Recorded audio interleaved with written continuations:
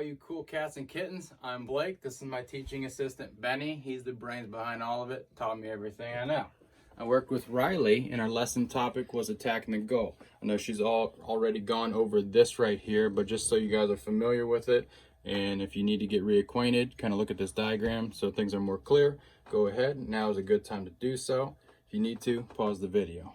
All right. Moving on, so for the practice task 2, we're going to be doing the layup lines again. The only difference is we're adding a defender. They can be passive or active depending on your skill set. It's going to be on you guys if you want to do that or not. So that's all pretty much going to be the same.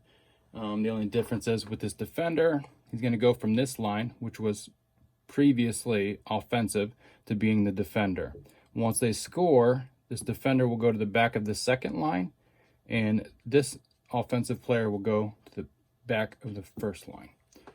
Moving on from that, I will discuss that a little bit more in detail later, but moving on from that is our modified game 2. Here we're going to be doing a 4v4 full court elimination tournament. So we're going to have 4 teams. We're going to dissolve the 5th team that we've got in class evenly and distribute them to the other 4 teams. So a blue and yellow, purple and red, and the green team split evenly into the other 4 teams. So players will sub in during possession changes as needed, so make sure everybody's getting equal playing time, and winners will move on to the 3rd championship title game. The same rules apply as Riley has discussed. Basically are essentially normal basketball rules. The only difference here is winners will move on to the championship round, losers are going to have to observe.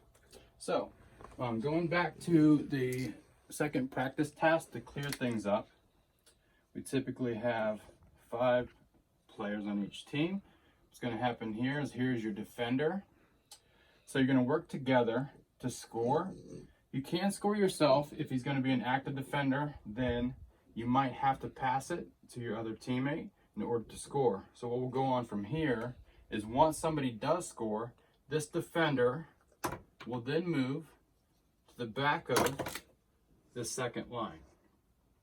This offensive player will then come to the back of line number 1, and the person who is just on offense who scored becomes the defender. Pretty simple. I think that's clear.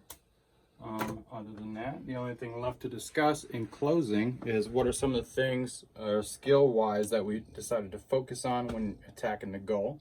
1 is passing. The 2nd is dribbling. 3rd is shooting.